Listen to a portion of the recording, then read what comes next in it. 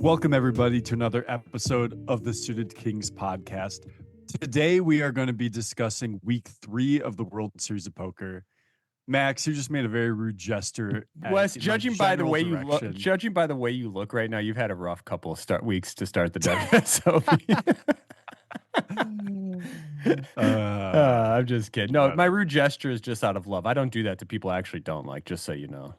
Oh, I do. It's my of course you do. It's my love language. Like, I only talk crap to those who I love. So Yeah. I hope that you take that as you will. So let's week 3 happened. We actually are recording this podcast a couple days after our typical time. We did say we are going to be a little bit flexible because of our schedules being so busy. I did come out there, and actually I'm already back for my first leg. We'll be coming back out there after July 4th, or on July 4th rather. But let's get into some details on how week 3 went. It was fun for both of us, I think. Nothing too crazy or anything like that, but it was nice to get out there, get in the mix. I was very hungry for it. So you want to go ahead and take it away? Yeah, I'll go for it. So we last left off where I busted the one flight of the MSPT. So that Wednesday, you and I recorded. I actually late regged the monster stack like after dinner, so on level 9. So I only played 3 levels on day 1, but I did bag. Starting stack was 50. I got up to like almost 150 and then lost one at the end, so bagged 99,000. Coming back to the 3K big blind. That Thursday, I went and played a 1-day Venetian 800 tournament. I late regged that for 16 big blinds. Yeah. At no point in the tournament did I have over 30 big blinds. In fact, only for a few hands did I have over 20 big blinds. On the stone bubble, I was down to like 5 big blinds. I paid the blinds. I ended up cashing with under a starting stack. And then it's hard to do. I 8x'd my stack and then promptly got coolered, and I got one little pay jump, so I cashed for like little over 1,900. Don't you love bagging like the monster stack at such an early flight so that you can just like have multiple days of well, I wouldn't say break days, but like knowing that you have a day 2 multiple days ahead, so you can just like, I don't know, knowing that I have a day 2 in the future already lined up feels good, right? It does feel good. It's like, and that was kind of my idea. I sort of was anticipating, I don't know, maybe I knew I wasn't going to feel the best because that Friday I just took completely off. Okay. I was thinking about playing a couple things. I did not play. Literally, there's always poker out there, and having a day off is so underrated. Yep. And that Saturday I pretty much took off. I remember you and I hung out by the pool that day and got some dinner. Yeah, I did play a couple like satellites online, but I think you qualified, didn't you, to a couple? The 1,006 max. Oh, I did that on Sunday. So, okay, well, Sunday, day 2 of the monster stack, I run kings into aces about a half hour in. And that's so annoying. So I only played 3.5 hours of the monster stack this year. Didn't cash. That was about the same for me, by the way. I made day 2, didn't cash. Yeah, no, you busted very soon after, I remember. Mm-hmm. And then we both played the Salute to Warriors event.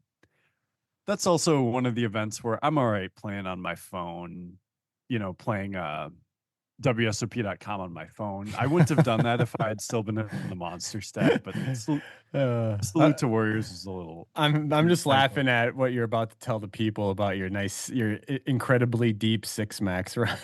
Okay, yeah, so I won a satellite into the 1K 6 max bracelet event that day. So I was pumped. I was gonna, I'm ready to play this while I'm playing this, which is online. Yeah, online.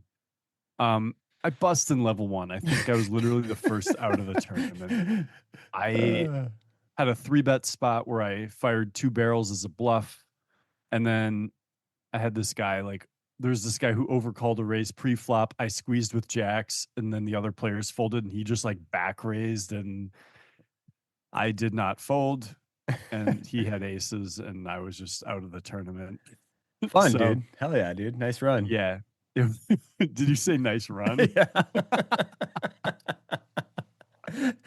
Hey, I mean, you know what? I've busted mini tournaments in level one. It's okay. I just, Yeah, you it texted. was We're so annoying. we're both just sitting there, and you just text me like, I'm out already of the 1K Yeah, six max. we were, and we were at we were next to each other. Like Was that in our the tables were salute? next to each Right. other. That was during Um, the salute, I think. it was. So that tournament also for me was not the best. So you start with 50K, and I loved my table. My table was honestly just really soft. Yeah. I was so card dead. You start with 50K. After 4 hours, 6 levels, I had 18K at the end of late reg. God, and you're just And sitting there cockroaching, waiting for cards. it's so annoying when you played that long and you're like, I could have registered right now and had almost Yeah. triple the stack. But I try so hard to keep that out of my head because yeah, but it's hard to not to. Like I think that I have that same feeling. Like that's what happened to me in the main last year. I begged less than a starting stack. I'm like, I could have just regged right now. I know, it's annoying.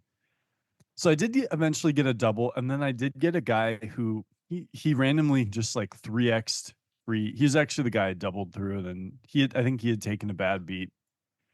I got it in with queens. I 3-bet jammed for like 14 bigs after I doubled up with queens, and he just like calls from early position with ace nine suited. It just seemed like he was kind of annoyed. And anyways, he flops a flush draw, turns an ace, and we're out. If I had won that one, I actually would have finally had, you know, Okay. a real stack at that point. But so it goes sometimes. I've played a couple of.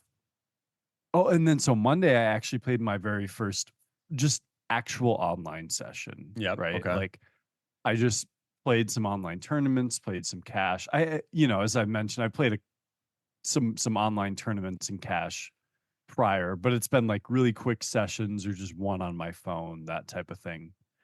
That session went very well. I actually so there were two satellites that I bubbled them, but I still You still cashed them. Because yeah, like so I in satellites, like if you don't get the ticket, but you're like right outside the ticket, there's usually some sort of like financial or like yeah, excuse me, like money to get paid. and it was actually rather annoying. I was chip leading both pretty substantially. Like the $55 satellite to the 3K six max, I was chip leading, with 5-4-3 left. And then heads up, I had either a 2-1 or a 3-1 chip lead and just kind of I think he was just a good player. He probably had a little bit better cards too. I mean he won the all ins, Yeah. but Yeah. he yeah, I did not.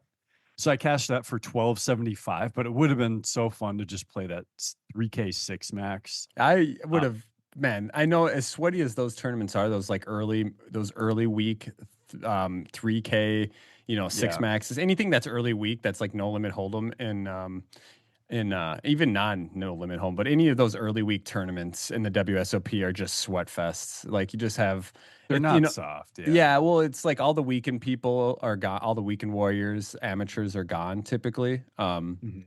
And you might get a few in there, but yeah, it's usually going to be a tougher table to start it, and just in general throughout the entire tournament. Yep. So I did that and then tried to sat into the Millie Maker for 33 bucks. I was chip leading with five left. They paid or they gave out two seats. I was in second with three left. Lost two all in. Lost a 60-40 and a 40-60 to the guy who was shorter than me. So you But the cash second that time he without a was not ticket. shorter than me. So I got like 660 for that. I don't know. That's Fine nice though. I mean, session. how much was that? $33 into 660. Yeah. That's So nice. That's nice. and then Tuesday I played or we both played, but we'll get into it. I played the 1500 freeze out um from level one, and I spun it up pretty nicely. I got a little card dead towards the end of the day, but I did bag.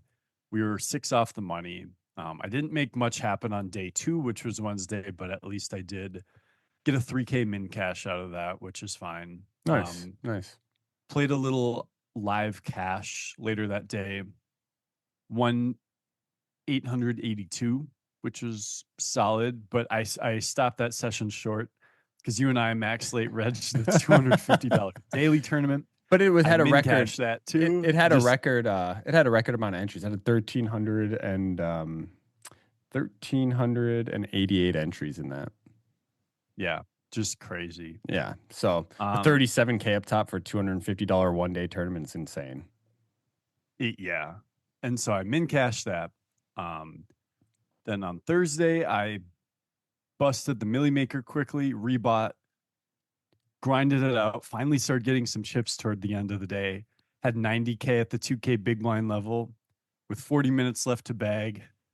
I busted with 12 minutes left. That is so painful. It's just, oh, it God. Sucked. Yeah, It sucked. I've been there. I did the same thing last year in the Monster. By the way, I made I miscalled. I said on our last episode that I've cashed every Monster stack that I've played. I quickly remembered that last year, I did not cash the Monster stack. I actually dusted all 4 flights. Was it? I think it was only 3 flights last 3 year. flights. Yeah, there's 4 this year. I dusted all 3 flights. It was just bang, bang, boom. I'm out. That so sucks. It does suck. And to not make day 2 and 3 flights in that tournament, it's actually kind of hard to do because the structure's so good. And, we're not absolute shitters. Kind of shitters, but not absolute shitters. So it sucks. And then, anyways, so that leaves us with yesterday, which is Friday. We're recording this on Saturday morning. Well, afternoon, Central Time. Yeah. Morning. I'm a couple hours ahead of you. Yeah. I fired 1 bullet yesterday in the Millie Maker. Had a very tough table. A lot of pros. I actually played on Mike Matisow's left. Did you slap him around? I hope so. I actually I did win a big pot off him, but he correctly folded river all in. Okay. And then he Phil Hellmuth had called him and he was just talking to Phil about this crazy fold he just made, but he thinks it's right. And they were getting into it. Was so fun. I could hear Phil's voice through his phone. It was just funny. There's something special about that though. Like, those are guys, not necessarily players we look up to in terms of their skill, but players we look up to in terms of their reputation within the World Series of Poker. I mean, I watched, again, you weren't born at this time or you were in diapers, but I grew up watching those guys and being like that, falling in love with them on high stakes poker or high stakes poker was my show too. Yeah. Ironically, they run it now, but it's not the same as it was back then. No, they used to have all just piles of cash on the table. You remember that? They just put in bricks. I love that. That was so sick. But then you had that was when Phil Galfond was just a young buck and he was on there. He was just like early 20s. Who else did they have on that show? They had Phil Galfond. They had Dwan. Yeah, they had crushed season 5 and 6. I remember. He just owned everybody's souls with these massive river bluffs, and that was super cool. Iconic. For sure. But yeah, so I guess you're pretty much caught up. Should I get into how my week went? Yeah. I was just going to give an update on where I am. In terms of profits and whatnot. Perfect. And we will get into a couple of hands that we played that we found interesting as well. Yes. Yeah, absolutely. All right. So in terms of live tournaments right now, I am down just over 3,600. That's not bad over 3 weeks, dude. Yeah, it's fine. And then online tournaments, I am sitting right around minus 900. So tournaments overall minus 4,500. Cash games, however, so I had that one live session with 882. Cash games overall, I'm up 10.6 thousand. So that's good. You're doing okay then. Yeah. Well done, sir. I'm glad that the cash games have been. You've only played one live cash session out there, right? Yeah, so I'm up just under 10K in online cash. You texted me. You're like, I'm up $800 in the first orbit, and I'm like, I've been telling you to play cash this entire time, dude. Get back in there. Look, I know. Back before I even feel like I was good at tournaments, that's kind of what I did for poker. So like, I know it's always there. There's just something about the tournament grind that. You don't got to tell me twice. I know. Yeah, I know. I get it, dude. So, So go ahead and finish up. So that's it. I mean, I guess I'm also tracking the WSOP has the rake back thing, so I've made like another 500 there. But okay. So overall, I am sitting at like plus 6K Now the one caveat to that is the online cash is almost entirely from Club WPT. Unfortunately, global and clubs are not available in Nevada, but so the ironic part is that the money I've made is largely from stuff that's available at home, but so be it. Yeah. Poker overall going fine. And yeah, when we're off this today, I'm gonna go give the Millie Maker one more shot because it's one of It's the best tournaments of the year. So 100%, $1,500 with, I think two players probably get paid over a milli, right? yep. They did last year at least. Is there an extra flight in this one this year, like the Monster, or Yeah, no? they've put an extra flight on a lot of tournaments. Yeah. I don't So think I hate it. It didn't seem bad. Not in the Monster seemed fine. Well, maybe I'm a bit biased because I got in there late, but it yeah, didn't matter for you, yeah. yeah, it didn't really matter. But anyway, so I came in the end of week 2 on the Friday there. Got in, my boy Dave and I got in Friday earlier, kind of maybe let's see, what time did I get in? Maybe around 11:30 or so. Went, got our stuff put away, and then I went and fired the monster stack immediately. Because as you know, our listeners know, that's like my mini main event. Like I love the monster stack. I've always enjoyed that tournament. The structure's so good, the play is deep, and it's just fun. I ended up firing into that. I'm trying to look again. My memory recall is not nearly as good as yours, so I struggle remembering a lot of how that day went. But I ended up. I think I peaked at about 145K for the day from a 50K starting. Went back down to about 40K. Then at the end of the day, I caught a little heat, got it up to about 75K, and bagged, I think, which was 25 bigs coming into day 2. I Hmm. do have I a don't hand. I do have a hand I wrote down that we'll get into. Actually, before we even, just a funny hand I want to tell you about. We won't go get for into it. too much depth. I actually told you this one already, but uh, I got coolered, but won the hand. Do you know what I'm Oh talking about? yeah. It was so sick. This So, is funny. yeah. So under the gun limps, early position raises. I'm not even going to give you the action, the sizings. It doesn't really matter. I just want to kind of tell you how the action win is funny.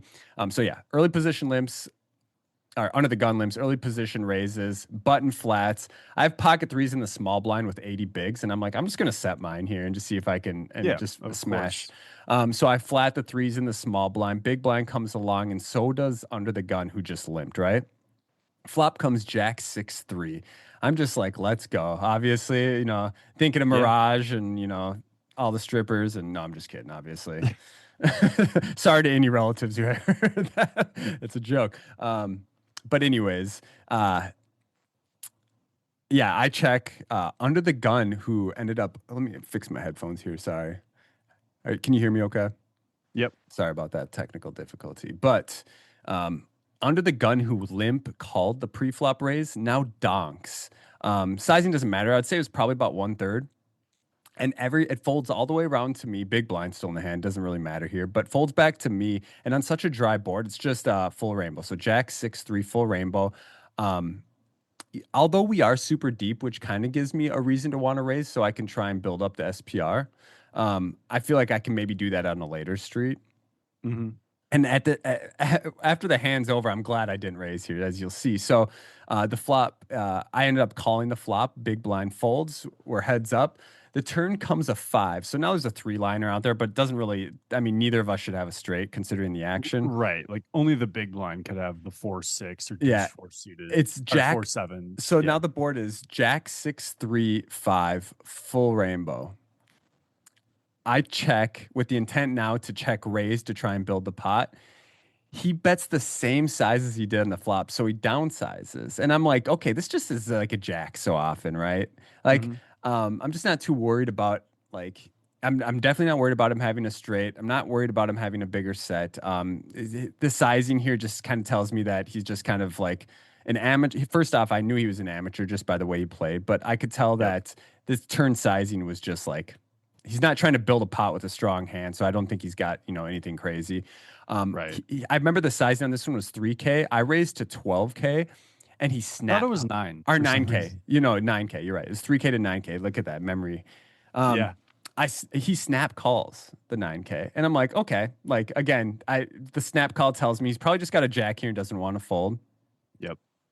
The river comes a deuce, so it's got a four liner giving any four a straight. Now, considering the pre-flop action, him limping under the gun, and me calling a raise from small blind, first off, I shouldn't have too many fours unless it's like pocket fours, right? Maybe ace four suited or 4-5 suited, I guess I could have. I'm Four probably folding five four. suited, 4-5 suited, yeah, but like ace four suited, you just bin it on the flop. On the flop, yes. Yeah, I'm talking pre-flop, but yeah, on the flop. Yeah. Yeah, you're right. So yeah, I would have binned it. You're right. Um, anyways, it brings a four liner out there. I bet 19K, and he tanks and he tanks and he tanks, and then he folds pocket sixes face up. So remember, guys, the flop was Jack 6-3. So he set over So you setted just me. got set over setted on a drive, and you somehow won the pot. I value bet. I check raise turn value bet river and got a better hand to fold, and the whole table, like he showed the sixes, and of course I got a windmill the threes at that point. So we just Yeah, and win. it's so weird because it's not like you got a bluff through. No, it wasn't a bluff. Yeah, it was. Yeah, I windmilled a value bet, which I don't think I've ever done that. yeah. It's like what's Yeah. funny is it's not even like it's almost like My it's not even jaw like hit the you're table, showing bro. off a bluff. It's like you're saying like Yeah, I didn't even. could have had my stack. You could have. That's what it was. It was like, good job, buddy. You made a very bad fold. Anyways, the whole table gasped. My jaw was Yeah, on the fucking ledge of the table, and yeah, everybody's just like, "Are you kidding me? Like, how do you fold that? He can never have a four there. Like, or he shouldn't yeah, have any fours there." And anyway, so that was awesome. I ended up instead of being, because I had 25K in my stack when I bet 19K, so I left yeah. myself. I would have been just down to 6K and just Yeah, in you would have shambles. been likely on to the next flight. Yeah. So we survived that and ended up making day two. On day two, um, nothing nothing good happened. I can't even remember much. It was not yeah, nothing exciting happened on day two. Sure. I think I just dwindled, ended up flipping and losing, busting Yep. that. So that's how the monster stack went. Didn't cash it, which is unfortunate. I really wish I did. Um, love that tournament. So after that, I went and played the Salute to Warriors Yep. $500. I ended up bagging on day one of that. So now I have 2 day twos under my belt immediately, which felt good, right? The Hmm. Salute to Warriors tournament, the structure is not, it's not as good. 40-minute levels. It's a little bit harder to make day two in that one. We played, I think, up to 8K big blind or something. Were you in the money, or was you were near the money at the I end? think we were we were about 30 short of the money, I want to say. Okay. Yeah. So we were about 30 short of the money. The end of day one was super cool. Had some vets at my table. I had this guy, he had to be like 85. He was a vet. Um he had like a vet hat on and stuff like that. Went and shook his hand, thanked him for his service afterwards, and he was just super cool to play with. He was a stud, bro. He was Yeah. fearless. He didn't show down none of his hands, like, so I didn't know like what kind of weird shit he was doing, but he was aggressive and he was fearless. Even at the end of the day, there was like no bullshit. He was just about it. So mad respect to that guy. Anyways, yeah, we ended up cashing that tournament for a min cash $1,125 from the $500 buy-in. From there, I ended up playing the $1,500 freeze out the next day. I actually have a hand I want to go over with you. I think I might have brought it to you, but we'll talk about Yeah. it on the We pod. were because we were at uh our tables were next to each other there too. In the freeze out, yeah, yeah. Yeah. So I ended up, quick funny story on this. So some of you may know a player named Ben McCoy. He's a good friend of ours. We stayed with him in Vegas. Actually, Wes is staying with him right now. Hmm. A good friend of ours. Anyways, we get sat at this exact same table in the freeze out. And he's like, if you go tell the tournament director that we're married, Yeah. they'll move you. And I was like, all right, fine. I don't want to play against my friend. Like, I'm trying to like play some serious poker, and I don't want to have to deal with like any sort of dealing with my friend, right? Yeah. So I go up to the floor and I'm like, I got sat with my husband and I got about halfway through the word husband and I started cracking out laughing, just full on laughing. And it was like a female floor dealer. And she looks at me and Yeah. she's like, "You don't want to smack him around? Like, you don't want to knock him out of that tournament?" Yeah. And I was like, "No, I don't want to." And so she starts laughing with me and she's like, "All right," she got me moved. So I ended up getting Nice. moved and I got moved to a table where I think five or more players had 1 million plus in earnings. So it was not a soft table. Yeah. I thought I was going to reg that early so I could get a softer table, but it didn't end up being the case. I ended up busting that relatively quickly, maybe a couple breaks in or something like that. To which then Yeah. I went it. Go Quick ahead. side note, the reason Ben knew that you could do that is because that happened in the 1500 six max. He and I got sat at the same table, and that's what he had to do to get himself moved from my table. He's got two husbands. Incredible. Yeah, it's impressive. So yeah, a little hack there if you guys want to get off a table that you and your friend were originally sat at. Um, Probably has to be at the start of the tournament, just so you know. But anyways, Yes. I busted that and went and max late reg to the not max but close to max late reg the dusty old MGM. I think it was what was the buy-in on that 500. Yeah, it was a $500 250K mystery bounty. Yep. Um, it's funny because I go to those dust holes to try and find soft players, and it was all foreigners, and they were all just, That's so I surprising to me. it was surprising to me too. But when you think foreign players, you usually think of decent players who study well. I mean, these guys might have well, but they were blasting off. Yeah. Like there was some mad blasting off there. So I ended up bagging a nice pile in that. I think I bagged 300 and something in that for day two. But however, we came back What was to starting stack? actually no, I bagged 170 something. Forgive me. Starting stack was 30K, and I bagged Okay. 100. I bagged 180K. We came back with just over 20 bigs on day two. I ended up getting the min cash zero mystery bounties. Shout out to our Yeah. boy Ben, who also I was just talking about. He cashed that. He got like final two tables. So Yep. good run for I think you him. got like 4K from it. So at this point, I've played 4 tournaments and I've bagged 3 day twos. So it's not Hmm. too bad, right? Pretty hyped on that. Um, Ended up busting that, playing a 400 there right afterwards. That went to hell real quick. And then I went and fired the 250. You played a 400? Yeah, there's a 400 at MGM that I fired right away. A max late Okay. reg did, literally the max late reg at the end of break. Got in with like 15 bigs or something. Ended up busting that with an open ender versus a set. Um, yeah, and then I went and fired that 250 that you were mentioning earlier in this episode, Yeah. which was And, actually. Go ahead. oh yeah, it was a fun one. And you eventually got moved to directly to my left too. Yeah, out of 1,300 entries, of course, I get sat on Wes's direct left, and I just throw my rack down, look at him, and I'm like, "It's time, buddy. Like you're about to catch the salami." I mean, I don't want to, bust West. We're good friends, but in the 250 deep stack, like I'm ready to fire away. Yeah. Unfortunately, I was honestly ready for you to bust me. yeah. Unfortunately, we didn't get the opportunity to play hands as you busted pretty quickly after I sat down. Um, I ended up getting 20th out of 1,300 and something for a cash of 1,550 out of the 250 buy-ins, so like $1,300 profit. Um, Mhm. I'll tell you what, that is the most shallow tournament I've ever played. Well, you clearly have not played the $400 daily deep stack there because that is so much worse. I just don't understand how it can be worse. I was like, I had It's 1.13 million and like probably a top 10 stack with sub 10 bigs, or like no, it's like 12 bigs. yeah, it's like maybe the same blind structure, but 20-minute levels instead of 30. Gotcha. Yeah. Oh, it's 20 And it might minutes. skip more levels, maybe not though. Anyways, yeah, it was a fun tournament. I had 3 day twos, no deep runs other than the daily. I ended up, I can actually tell you my full stats. I had about $6,600 in buy-ins on the first leg. I'm gonna pull it up here while we chat so I can tell you. Bear with me just a hot second here. Okay, so I bought in for $6,850 of buy-ins, and I cashed for $3,425.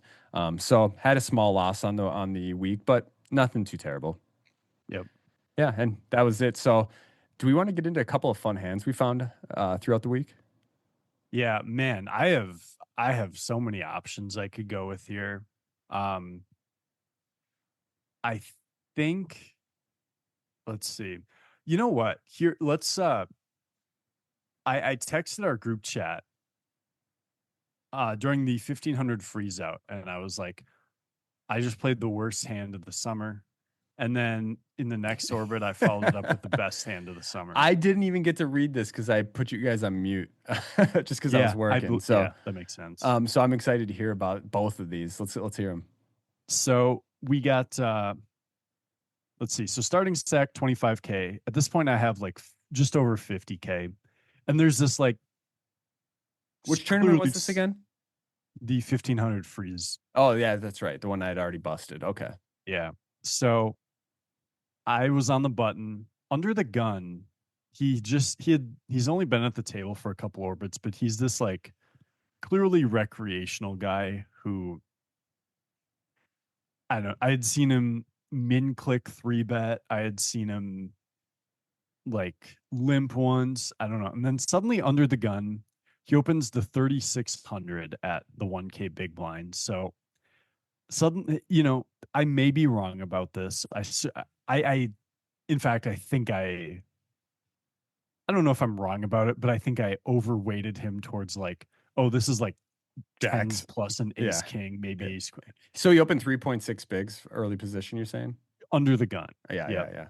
And then I'm on the button and I have ace king of diamonds. Okay. And even though I do want to be kind of snug here against his range, I still think I got too cute with this one. I just flatted because I'm like, oh, I'll play this just perfectly in position, right? Like, I don't hate that. Just from my initial like instinct of it, I don't hate it.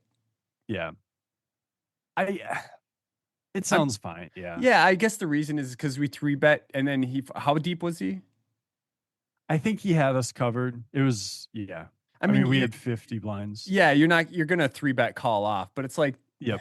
I would rather, I mean, in position here, and like I feel like not only can you pot control, but you have opportunity to just not get to showdown potentially. Yeah. If he's opening ace queen with that, good for him. But anyways, go ahead. Yeah. Well, and I can float once on the flop too, Yeah, depending on what it's. I did see Anyways, this hand. I did see this hand. yeah. I do remember. So then the big blind comes along, which I'm like, I did kind of let him in, which is annoying. But we get a ace eight or ace queen nine flop, rainbow, Oh, one this is not the diamond. hand I thought it was. So you Okay. flop top pair with a diamond. Yep. And it goes check. Under the gun bets 3,600 again. I call. Big blind calls two.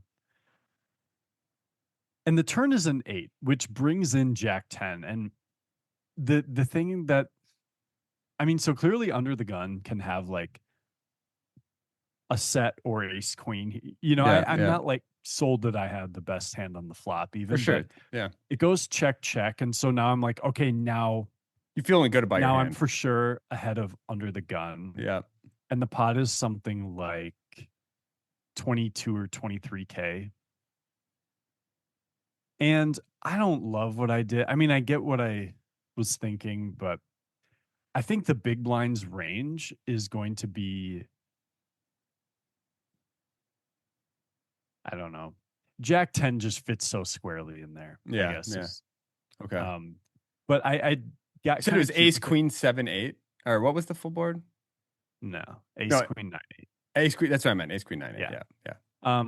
And then and I could be results oriented, but so my thought was I'm gonna bet small because I think I can get value from under the gun here if he has like a worse ace or maybe kings Pair or and a straight draw. queen. Yeah. And then big blind, I can the thing I don't like about this is that in my head, not that it was a conscious thought, but I think part of it was like, oh, I'll know where I'm at. Yeah. In a way. Like if I get called, I'm probably checking river here. Yeah. And if I get raised, I can fold. Anyways, the big blind raised to 17. I bet like 6K. I bet small. And big blind made it 17K. Under the gun thinks for a second and folds, and I just snap fold. So like, yeah. I Okay. was so annoyed. I'm like, The fold is and good. to I be like that you snap fold that. A lot of people get. I think this is a good spot for amateur. Here's the thing: is like for him to check raise there into three people or to two other opponents in a three-way pot. Is just so yeah, strong. It's just it's if it's a bluff with a lot of equity, or it's always got one pair beat. yes, absolutely. And yeah, don't I do think, yeah, don't get married to your hands. Like, don't feel like you need to call and then reevaluate the river. Like, we can just evaluate the turn here. Yep. I'm probably drawing dead. Um, I and mean, what don't you like about how you played that?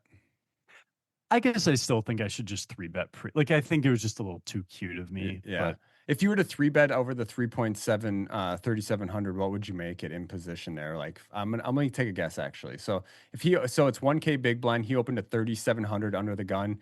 You're on the yeah. button with ace king of diamonds. I'm gonna guess you're gonna make it like I don't think you're sizing up here. I think you're gonna be kind of going smaller. I'm gonna guess like 8,500. I was gonna say 9,500 or 10K. Okay, a little bit more. Um, Okay. yeah. Anyways, I now to be fair, I think part of that was I was just annoyed because I'm like, clearly if I had three bet, You would have won the hand clearly I because was the ahead big of blind under would the have been gun. gone. Yeah. Like I would have won a decent pot.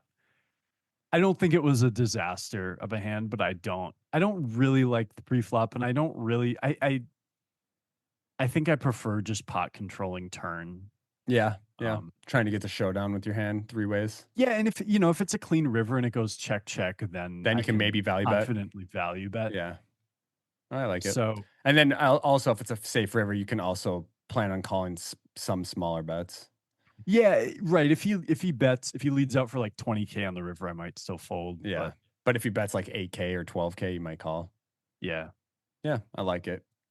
so I like it. I don't think, again, yeah, the three bet pre makes sense. So, anyways, and yeah. then so that was the worst hand you played all summer, followed Yeah, by the maybe I'm best. being a bit dramatic, I think but you in the are, but moment that's I was okay. like that one actually felt like I made the wrong play in the moment while knowing it was the wrong play, Yeah. you But I know? think that could have been compounded.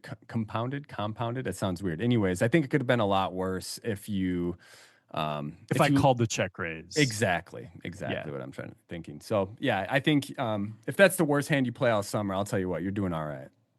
Thank you. Thank you. So let's hear the best hand you played. All right. So the best hand, so the guy on Up my until this left point, because you bust. got a lot better hands to play to this coming up. Exactly. So the the guy on my left busted. So now when the next time I'm in the small blind, the big blind is the guy who was the big blind when I was on the button for this hand, right? Hmm. So it folds to us in the blinds, and I have queen of diamonds, 10 of spades. I limp in, and we're at 1200 at this point. So I complete the small blind, and he checks. Pot is 3600. Flop is king, king, seven, two diamonds. And what I did you say check. what you had? Yes. What was it? Here's the thing, Wes. When we're doing a podcast, like I'm constantly thinking of content and other things to continue the That's conversation. So I got to sometimes recall back to what you had. All right. It's okay. okay. That's fair. I had a queen of diamonds, 10 of spades. Queen of diamonds, ten of spades, and it was king, king, seven. Yep. Got With it. two diamonds. Okay. Not So you got a backdoor queen overly. high flush draw on a paired Yeah. board. Sweet. Flop goes check, check. Okay. Turn is the nine of hearts. So I have a gut shot, but also queen high can just be good here. Blind versus blind for Um, sure. Yep. I check and he bets 1200. So he min bets. I'm getting 4-1 here. Queen high can be good, and I have equity. I call. Yeah. Yeah. Pot is 6K. Um, River is the four diamonds. So it does bring in the flush. Okay. So you got, oh man, you turn this into a bluff. So I check and he pretty quickly bets 5K into 6K. Yeah. And yeah, my initially I was like, oh man, like this would be kind of a sick check raise here. I mean, I feel like he's pretty capped, right? Is Okay, that, so yeah, so here's what I'm thinking though, is here's what he's not value betting a 7 or 4 here. I mean, yeah. so his value is a king, a nine, or a flush, but I'm like, a Wait, king did you or just call? a king or a flush draw is usually gonna bet flop, right? Yeah. Yeah. Yeah. Yeah. And I don't think a 9 is quickly going to bet 5K into 6K on the Diamond River. Okay. And even if it is, like, if a 9 is all I'm worried about, they're still just, they're the bluffs like 8-6, 5-6, 10, like a bunch of Oh, straight nice. So bluffs that I think. you just owned his soul with the call here. Right? I just was thinking it through, and I just counted my chips out. I got that red 5K chip in my hand, and I was like sort of grimacing, like and then I just kind of But palmed it down. your gut was screaming to do that, I bet. Like your intuition just probably was, or what, let me ask you, was this an intuition call or just like a No, logical this call? was not, it was not, let me put it this way. This was not one where I went with my, people often say, like, go with your first feeling. Okay. This was not that. This was one where I, like, my first thought was like, oh boy, do I have it in me to raise for half my stack as a Yeah. bluff Yeah. here? Or should I just fold? And then I'm like, hang Wait, on a there's a second. third option. Yeah, like, let me think this through here. Because he's not going to bluff ace high. He's not going to bluff queen jack. I beat the bluffs. And by the way, forget about all those missed straight draws. Like, he could just have a random, like, 5 high, 5 deuces spades. You know what I mean? Can we also talk for a second before you say what he has about how like live tells, like one of the most live tell bluffs I see, are common ones I see, is people betting large fastly on the river. Yeah, although I will say he only used the one 5K chip, Oh, and instead that of tends five to be more yellows. valuing Yeah, yeah, too. exactly. Because we mentioned that. Yeah, like I've also seen bluffs where they try and make their bet look larger by having Yeah, like, like he five could one have Ks out. cut out 4,800 and Yeah, bet yeah, it, but, like, yeah. so. Anyways, yeah, I called it, and he had, I think it was 10 of hearts, 3 of clubs, like Okay, 10-3 up. Yeah. okay. So and then, What was the table reaction after you tabled the queen high? I mean, there's just kind of like someone said nice hand, and I think he said nice hand. I was expecting you to look at the table and just announce, "Don't fuck with me." That's kind of what it was. Also, because I think I'd been a little, like, not that I had been nitty, but I just hadn't had the hands, and there had been some active play early on. And so that was sort of a moment where it was like, ooh, ooh, like, I love and that. I love those the, calls, dude. I could That's tell, awesome. at 30 seconds after the hand was over, he kind of just tapped the table, like, and nodded, like, it was like he was rethinking Respect. it through, and he's like, yeah, nice hand, like, Yeah, nice yeah, call. yeah. Good. I mean, and I also enjoy it when the opponent doesn't get upset, but just recognizes the situation and can respect it. You know what I mean? Yeah. Yeah. I mean, it was, Well, that's well played, sir. I like that hand. thank you. Yeah, nice call there on the river. Any other hands you want to get into before I spit out one or two here? Okay. Here's one. Okay. And this will be the last one I do. Okay. There are a ton more, and honestly, there's some good ones for Patreon content that I'll get on this week here. Okay. But this is the last level of Link in the description for the Patreon content. good plug, good plug. So this was the last level of it was day 1B of the Millie Maker, but I didn't play day 1A. So this was, my first flight. And I had at this point 85.5K at the 2K big blind, and there's only like 40 or 35 minutes left of the day. And so, and only like a little under a quarter of the field left. So, like, when you bag the Millie Maker, you're not too far off the money. So I was feeling, I was in good position. Oh, this must be one that you lose here because this is what this is. Yeah, no, because you didn't beg for Yeah. this. This is at the end of Millie. Yeah. You have So then, 43 bigs, 44 bigs. yeah. Okay. No. Yeah. Yes. 40. I had Anyways. 42.75 big blinds. Okay. I was actually having a little brain fart there for a second, but Wow. yeah, I had Finally. 85.5K at the 2K big blind level. It folds to me on the button, and I have king of spades, 10 of diamonds. I make it 4,500, and the big blind comes along. We have him covered slightly. He's new to the table. He has maybe 70K Okay. in that vicinity. The flop comes queen jack seven all spades. So we have an open ender and we have the second nut flush draw. Strong hand. Strong hand indeed. And he checks and I bet 3,500. You're always betting small on these monotone boards, right? As the pre-flop aggressor against one opponent. Or maybe Yeah, not always. I guess you can check back this too. I'm I assuming it's always bet small or check. yeah, I think I have a habit of betting small a lot, but I think that's not necessarily right. It's really based off something, and I don't know why this stuck with me so much, but it was like back when I paid for the Upswing Lab. Yeah. So there was some training where someone, just one of the guys, it wasn't even like official advice. He's like, "Yeah, I just tend to always bet quarter on monotone boards because To people fold the overfold." nothings. Yeah. They not only do And they people will overfold like bottom pair and yeah. gutters and whatnot. Anyways, Yeah. So that stuck I, with you. I that like it. that is stuck with me maybe a little too much. I think I could check this back, and there's some monotones boards you want to check back or bet bigger too. I think monotone boards are just tricky, especially when you don't have the at least one of the suit, you know. Okay. So, anyways, I do bet 3,500, and he check raises to 9K, which I already don't love, but I'm You're not obviously folding calling at this with this point. Yeah. hand. Yeah. So I call, and the pot is now 30K. And the turn is the eight of diamonds. So like 10-9 gets there, but it's kind of a blank. And I'm sort of like now I sort of like he's thinking and I sort of lean and look over at him curiously. I'm just trying to like I'm trying to gauge if he is like going into a fake tank mode or if he is like genuinely unsure of what to do, you Okay. know? Yeah. And he checks. And I do want Oh, like, I'm curious how this hand plays out. This is a good one because I feel like you could go both ways. yeah. Like, do you turn your Um, hand into a bluff now with equity, or do you check to try and realize it? I decide to check.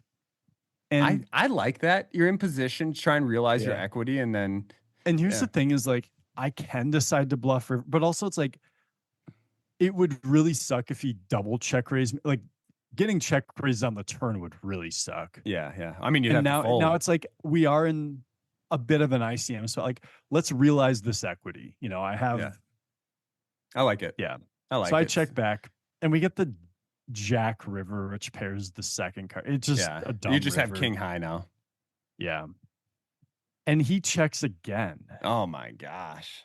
And at this point, I'm like, part of me was screaming, like, just give up. Like, don't Yeah, be a hero here. yeah, But I'm also like, okay,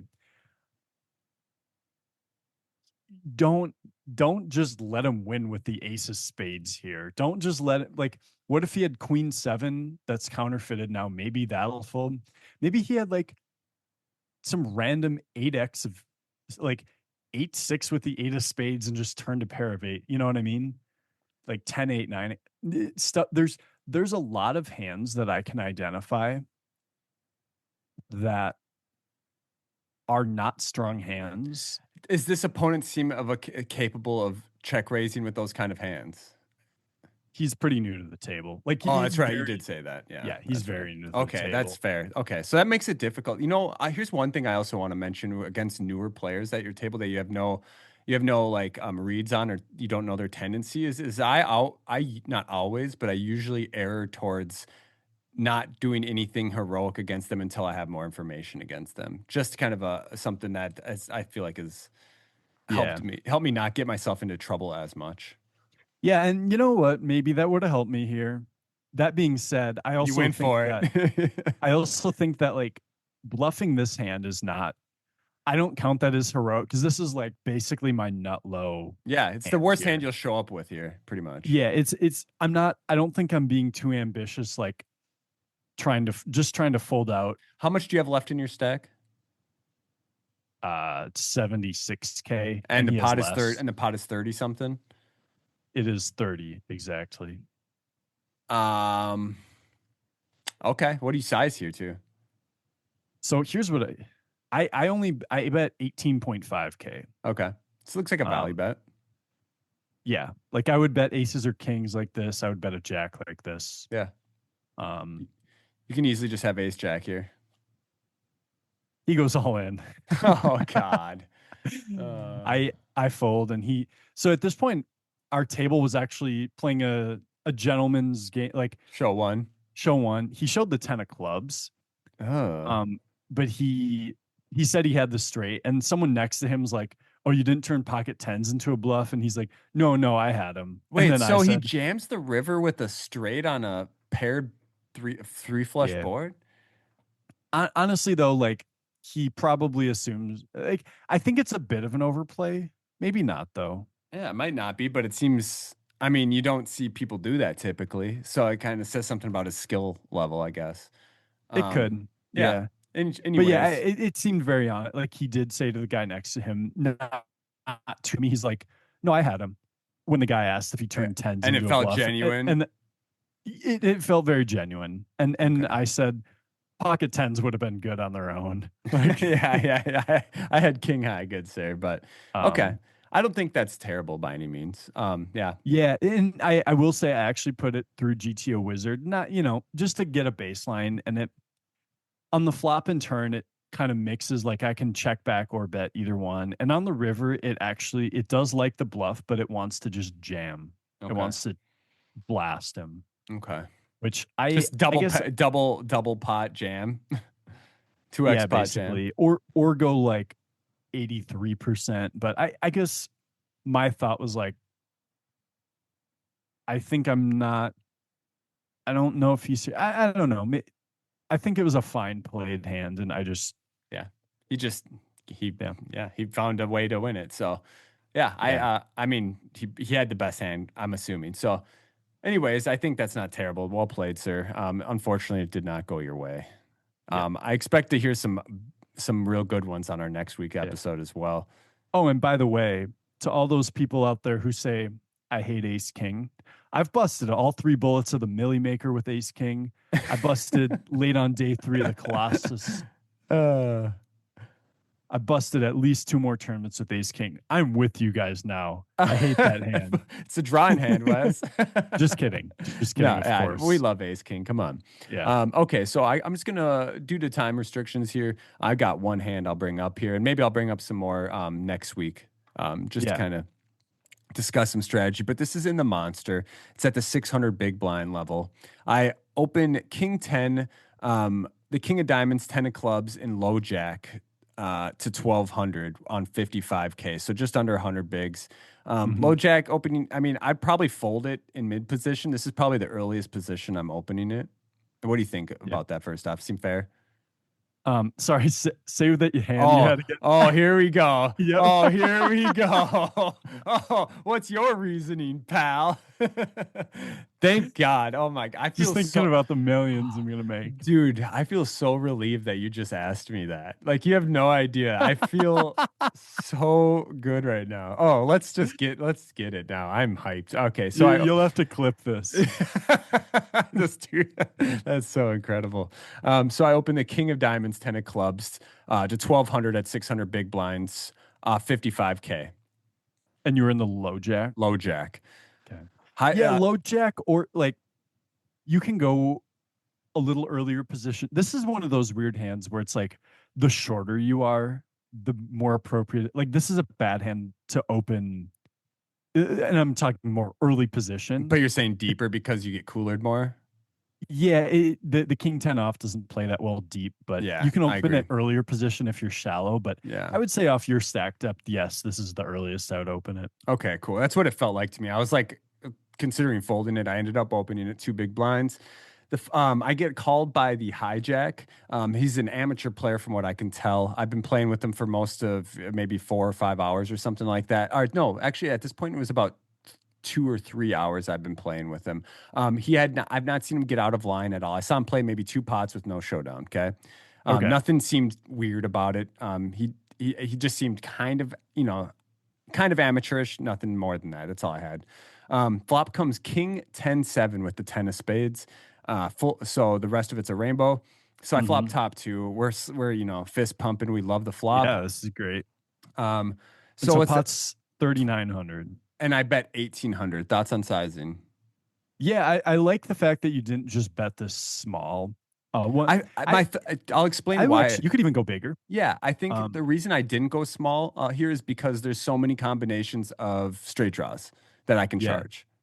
yeah, and I would King 10 actually like 7. So there's just, I mean, there's infinite amounts of straight draws and pairs, absolutely, yeah, and I would actually advocate for sizing it up. even bigger. Yeah, Like this is one thing that I've discussed with multiple people is back in the day, people would just see bet like half pot or two third or three quarters. mhm. And then people discovered like the one third, one quarter sizing. And then that's all they do now. And then that, you know, if you look at, I think the reason people started doing that is because solvers came out and they were like, oh, you can bet a third. And then people would bet a third and people would overfold Yeah. because they just had inelastic folding ranges. And anyways, but if you look at a solver, it's like, betting a third on the flop, it's not like the automatic size. Like there are a ton of spots where you want to bet big.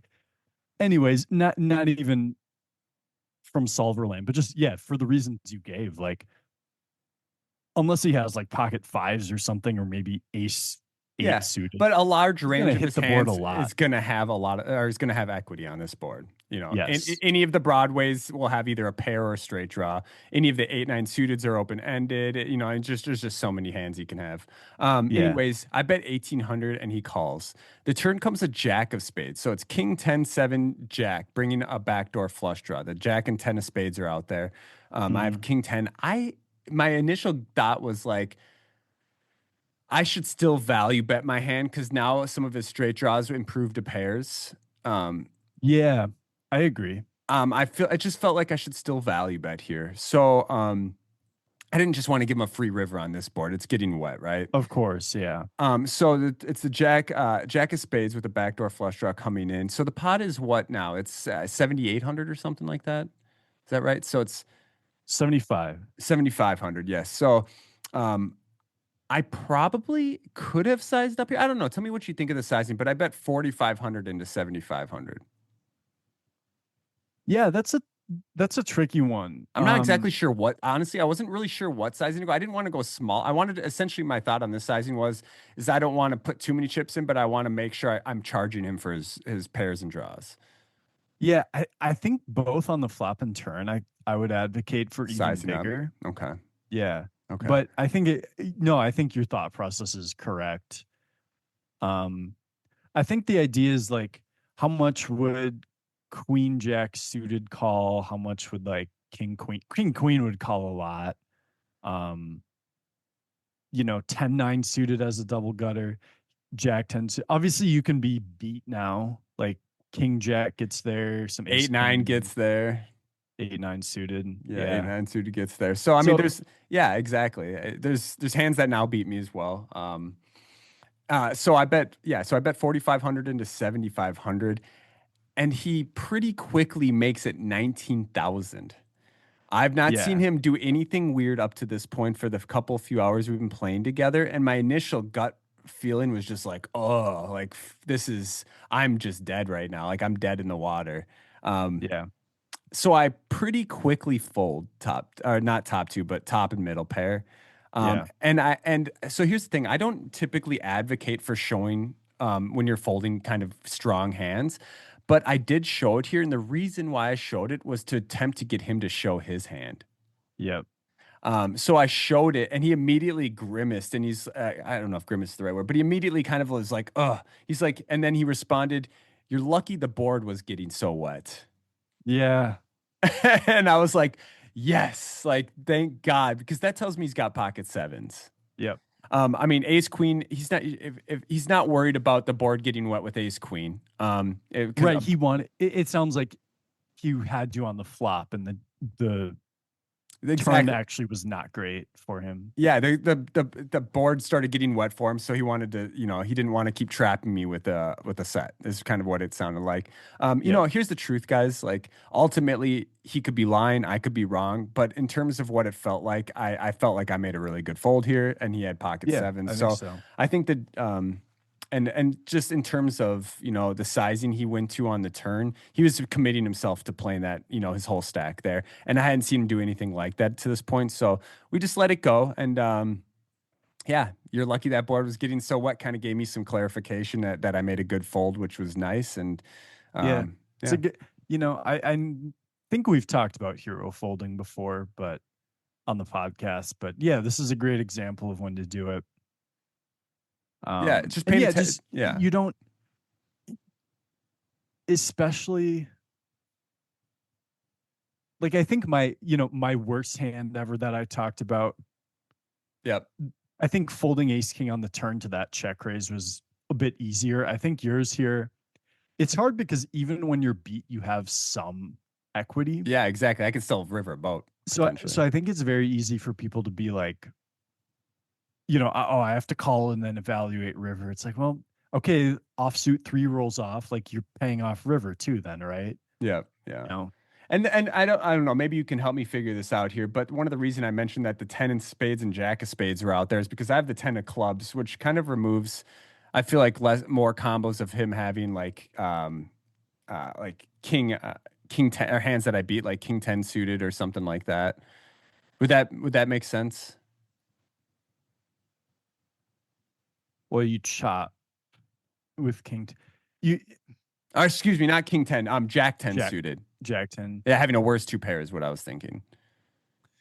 Yeah, I mean, we can assume Because if he's he could have Jack 10. He could also play this way with like a hand like Jack 10 suited. Obviously, after he makes that end comment, we don't think he has that. But yeah, prior to yeah, that, I guess like if we I would just say like if we assume he's only the only jack 10 he's going to have would be suited and yeah, not offsuit. yeah. And So we regardless, he's going to only have 2 combos of that, so well, it's right. like So it's the Jack 10 of hearts or Jack 10 of diamonds, and I block the Jack 10 of diamonds. So sure, so you so had the he. club not that you Or no, block 10 one of of the com clubs. Excuse me, I yeah, misread that. Yeah. but yes, yeah, you do block one of those combos. So And that was another reason why I lean towards fold. oh yeah, totally. And I think like yeah, like 8 9 suited gets there, ace queen 9 suited on pocket sevens is actually not at all what I would have expected, but that also beats you obviously. Yeah. Yeah. And yeah, I just think like that big of a raise, man, like I mean, it once in a screams I'm while, afraid of losing this hand, kind of. yeah. Like with how Like wet the board is. if he had a pair and flush draw, he could just call in position. Yeah. Some Yeah. people will raise, but and I'm not saying you should fold this to every player, but like No, I in definitely fact, I'm wouldn't. sure the solver would hate the fold, but I also just think like It's different when you're playing in these birds against amateur players, though, because the solver assumes I'm playing against perfect poker, which I'm playing so far from. yeah, you're playing against a guy who probably is almost never bluffing here.